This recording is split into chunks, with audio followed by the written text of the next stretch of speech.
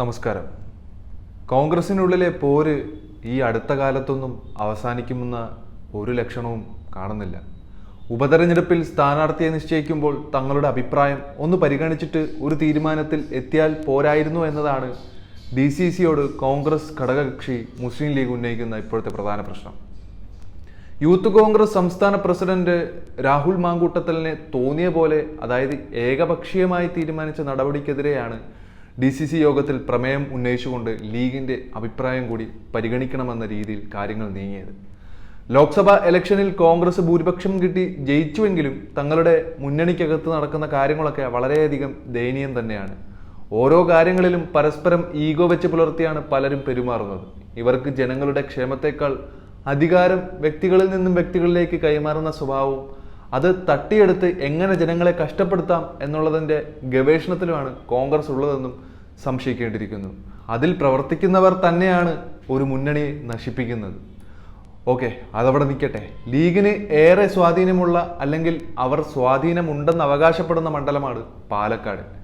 അവിടെ പാർട്ടിക്ക് കൂടി കൊള്ളാമെന്ന് തോന്നുന്ന ഒരാൾ സ്ഥാനാർത്ഥിയാകണമെന്നാണ് ജില്ലാ ലീഗ് നേതൃത്വം ഒരു മുന്നറിയിപ്പ് നൽകിയത്. അതായത് രാഹുൽ മാങ്കൂട്ടത്തിൽ പാർട്ടിക്ക് കൊള്ളില്ല എന്നാണ് അവർ പറഞ്ഞു വരുന്നത്. നല്ലത്. ഇന്നലെ ചേർന്ന DCC യോഗത്തിൽ രാഹുൽ മാങ്കൂട്ടത്തിൽ സ്ഥാനാർത്ഥിയാകുന്നതിൽ വിമുഖത പ്രകടിപ്പിച്ചുകൊണ്ടുള്ള ഒരു പ്രമേയം വന്നിട്ടുണ്ടായിരുന്നു.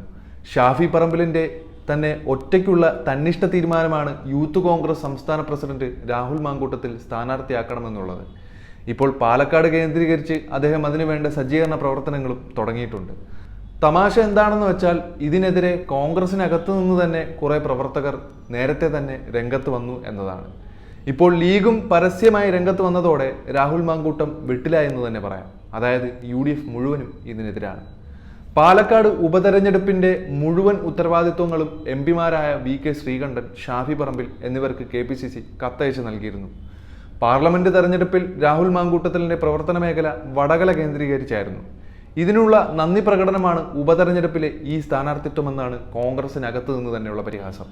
എന്നാൽ ഷാഫിയുടെ തന്നിഷ്ട തീരുമാനം അനുവദിച്ചു തരില്ലെന്ന് മുമ്പ് തന്നെ DCC വെളിപ്പെടുത്തിയതുമാണ്. ഇതിന് ത്രാണി ഉണ്ടാക്കാനാണ് UDFന്റെ ഘടകകക്ഷിയായ ലീഗിനെ കൂടി കളത്തിലിറക്കി ഈഗോ ക്ലാഷ് ഉണ്ടാക്കാനുള്ള ഈ നീക്കം.